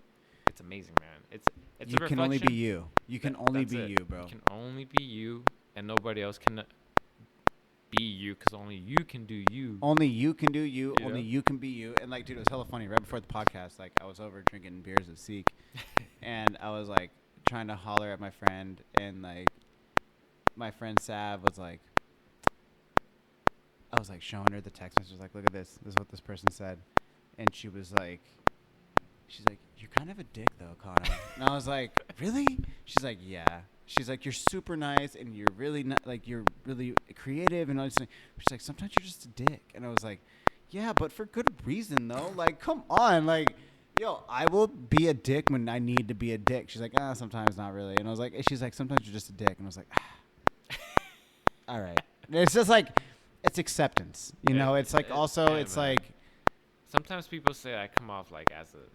You know, as a rude as a jerk, you know. I don't know how. But it's at the same time, it's like, yo, you've gotten this far because you are the way you are. You're not going to stop now. No. Look at where it got you. But at the same time, I'm also not a fucking asshole to people just to be an asshole. Oh. If I'm an asshole to you, it's like, bro, in my opinion, you earned it. Well, it's because, like, people push you to that. Oh, it's like, yeah. It's like, but also at the same time, it's like, it's also being stern. People don't know how to be direct. And right. It's like and people take being direct as like you're being an asshole. It's like, no, I'm sorry. I just don't want to play this game with you. This is how it needs to be done. This is what needs to be done. Do it. Done? Cool? Understand? Great. Oh, yeah. And then you're just like, boom, and then you walk away. They're like, oh, what an asshole. It's like, well. Like, and you know, I agree, man, because you know, growing up, well, sometimes people say, like, I kind of beat around the bush, right? Yeah. Yeah. And I know that I have. So, like, being direct is just making sure that you just get your point across. Obviously, like when you talk to somebody about it, you got to be kind of not gentle, but there's a way to go about it. But you know what I mean? It's just like you do People have are to. sensitive. Yeah. Yeah. So, you know, you kind of have to be like, well, this, and that was not done, but this is how it needs to get done. Yeah. You know what I mean? Improving. Constructive criticism. Exactly, man. I mean, no. I speak fluent constructive criticism. It's true, though. It's true, though. And I respect that. Yeah, dude. Sensitivity is a big thing right now, and my life is surrounded by women, bro. Like, so and this is not to take a shot at women or anything like that. It's just like because I'm surrounded by, whether it's my mother, whether it's Leah, whether it's Sav, whether it's fucking my friend Katie or Des, or like, dude, literally, these are women who are in my day-to-day life every single day, and they're there almost every day. So other than being with my homie Ray Ray, like, most of my life is like, okay, how is this person going to take this? Yeah. How do I have to word this with this person? I know this personality, so I have to, like, be a little extra sensitive with this person, or, like, I could be more direct with this person, and it's just, like... You find personalities in every day.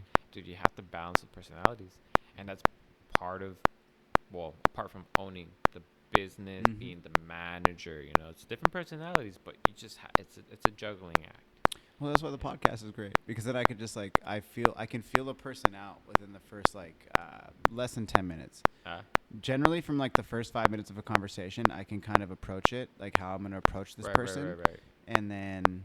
it kind of just flows. Yeah, and especially, I mean, if, like, the person's getting drunk, too, then it's way easier. But then it's, like, they might become more sensitive. So it's, like, it's a dance that never ends. I know. And you know what I'm saying? It's a back and forth. For real. And I'm not a sensitive person. No, like, you're good. I'm just like, we're just like talking about this in general, but it's like, it's just so funny because I love talking to people who have done this already. Yeah.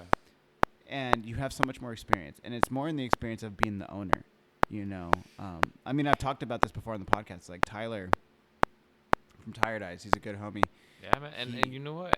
Just to bring that up real quick, like, I listened to some podcasts and his name comes up a lot, man. Dude, Tyler's a fucking G. He definitely sounds very influential in the coffee world. Dude, he is. Honestly. He actually, you know what? He is the man. Like, yo. He came to Cafeina when I opened up the first couple months, and I won't forget that, man. He came to the shop, tried a coffee, we talked for a bit, and he just bounced. Yeah, that was my very Tyler, very ambiguous, very mysterious, that like was very my ominous. Yeah, all of the mysterious words. That was my only interaction with Tyler. Yeah, but I would definitely be cool to pick his brain about coffee. Oh, man. dude, like 100. Dude, you know, I seen his podcast. No, he has a podcast. Well, not podcast. YouTube channel. He has a YouTube channel. Yeah. Oh wait, he does all his like stoic shit now, like his. Well, before. Oh, okay, yeah.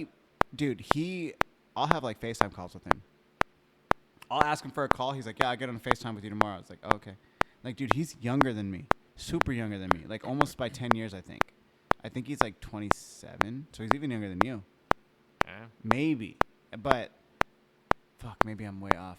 I would have to, like, listen to our podcast again. But, like, his demeanor, his approach to life, his artistic view, and just all around general human being. Like, when I see Tyler, I genuinely get excited. Like, holy shit. Like, is that a unicorn? Like, oh my God. Like, that's him. He's in the flesh. You know what I mean? Like, I get super excited, and he just, in a really weird way, he's like older than his years, and he just knows so much, and he's willing to give.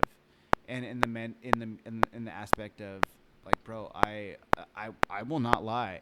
I called him. And I was like, dude, I'm super overwhelmed. I don't know what's happening. Things are taking off a little bit faster than I expected. And he said some real shit to me. He's like, bro, what are the two top things that you can focus on right now? I was like, what are your two biggest money makers? I was like, social media and wholesale. He's like, leave the rest to Sav. Focus on those two things. You focus on those two other things. You focus on social. You focus on wholesale. You let Sav handle everything else. Ever since I did that, we've been good. Yeah, man. Like, and that was like, damn, son. Just talking to a homie. You know, like, I know he has his own life. I have my own life. We do our own things. But when we fuck with, like, colleagues and people who know what's going on in the coffee world, dude, he started Tired Eyes 6 months before he started at Steady State. Like, out of his garage, chilling. He realized he needed to learn how to do it, so he went to work for Steady State and learned from Elliot. Elliot is one of the best roasters in San Diego, arguably the planet. Ever. And he's also on Caffeine and Green, so you should definitely listen to his podcast. But when he explained that to me, he didn't work. He only worked at Steady State for like 6 months, and then he took off what he knew. And granted, like, you always work longer, you can always learn more. Right. But for what he learned and what he already knew, and then what he did, son, like, Tyler, it has a gift, and he knows social media, and he knows how to build a following, and he knows how to do cool shit. 100%. I look up to him all the time. Like, I literally, I have a Tired Eyes hat that I fucking travel around the world with, and every country I'm in, or new country, or just a country in general, I always take a picture of the hat, and I'm like, your hat made it here. Your hat made it here. Your hat made it here. And he's like, my dude. That's like, sick, man. Hey, you know what? And that's the thing, man. You have to surround yourself with people that same, like, bubble, same mentality, same, experience. Dude, You know they say you show me the 5 people you hang around with, your closest 5 people, I'll show you your future. And you know what? That's very true, because, like, my dad, he's 67. It's he says, like, pretty much, like, show me who your friends are. How do you say? Show me who your friends are, and I'll tell you who you are.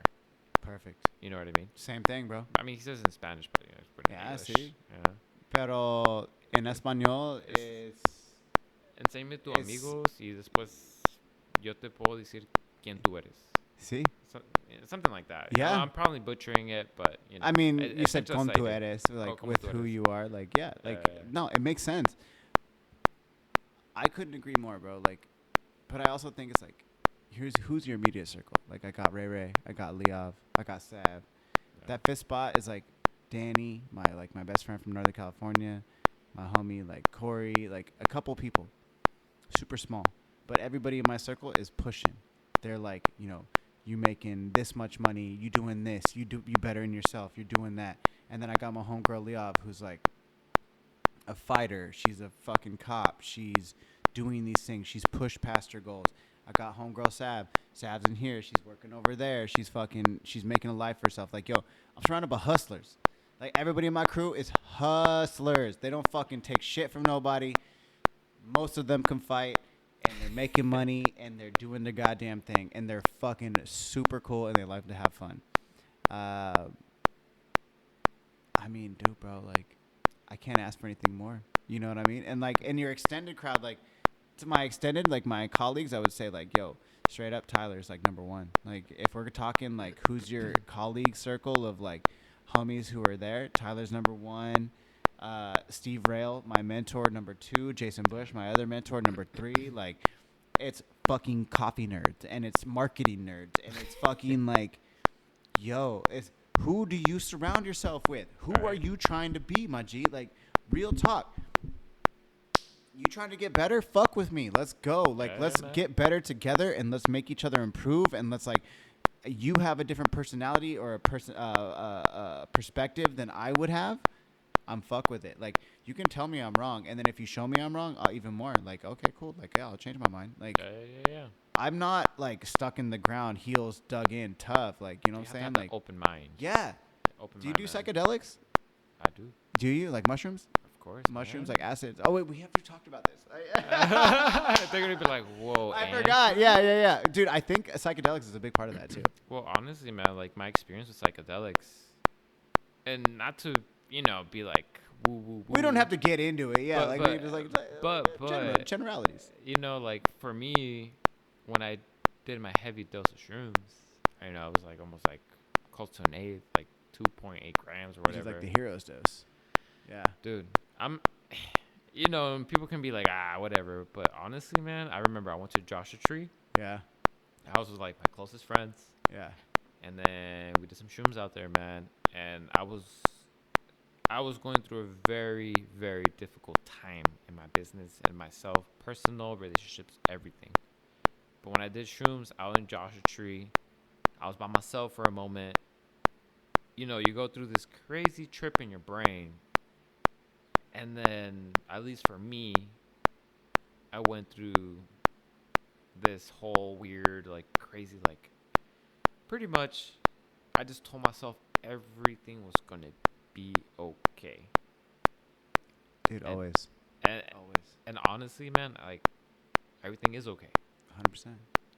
It's just crazy, you know. It's the shit you make up in your brain that gives you that stress. Dude, honestly, Yeah. man. But, like, I don't know if it was not for that specific night in Joshua Tree, I don't know what would have happened. I'm not saying, like, that was the tipping point, but...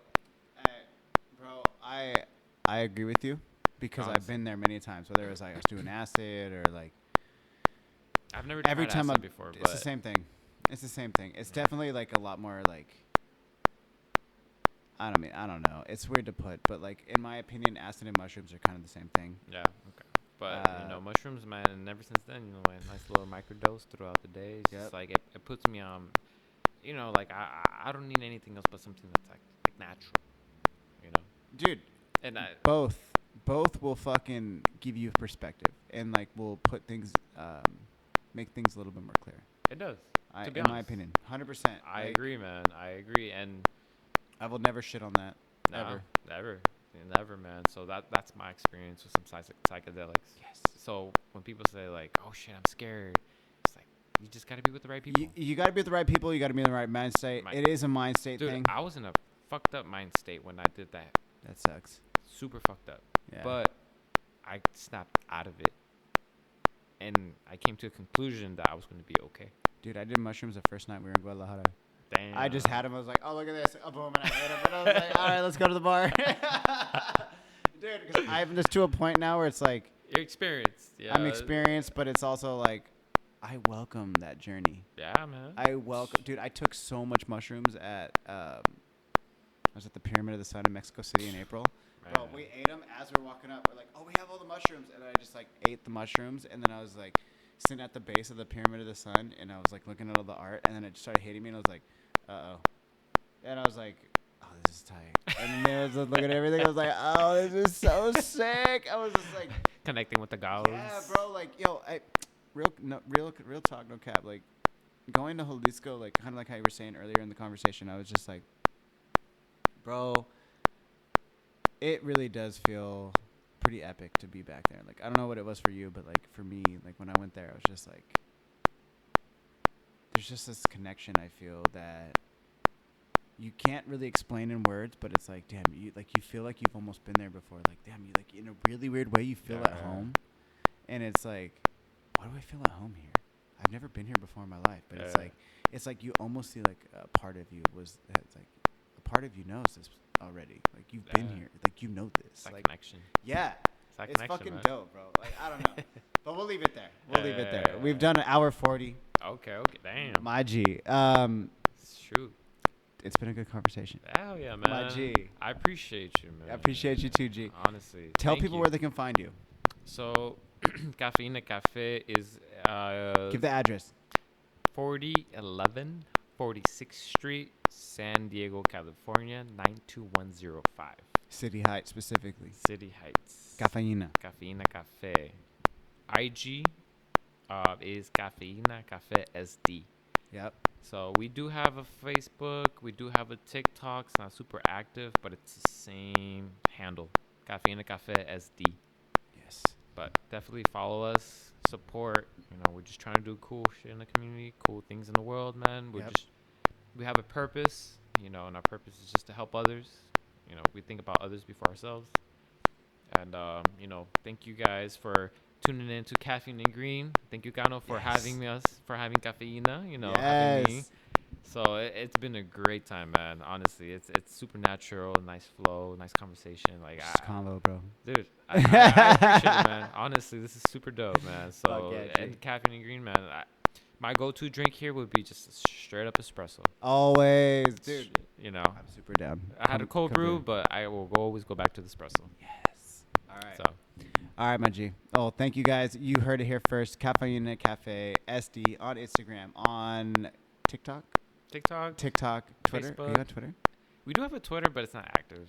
It's just IG. pretty much anywhere. Anywhere. Just go anywhere. Find my man. Go check out his coffee. Go check out his spot. Especially now that you're changing the art. A little rebranding. So get there and check it out before he rebrands it. It's still dope, and I'm sure it's going to be even doper. Yes. So, yes, Andrew, thank you again, sir. Thank you, man. Thank you, Connor. Appreciate you, man. Peace. Yes, thank you so much, Andrew. That was an amazing conversation, and man, I love hearing his story, man. It is so dope. He has such a cool story, and I'm just super thankful that he came through and got to share that with all of you. And I hope you enjoyed it. And yeah, I mean, guys, that was super fun. And like always, come through 3072 El Cajon Boulevard. Come through, get a coffee, come say what up to me and Sab. You know we here. And August 13th, grand opening. Guys, you have to be here. It's going to be so fun. It's going to be an all-day event, and I'm just excited that you guys are all a part of this. Guys, thank you, everyone around the world. I can't say thank you so much, so much. Keep listening, keep tuning in, and I will see y'all next week. Peace!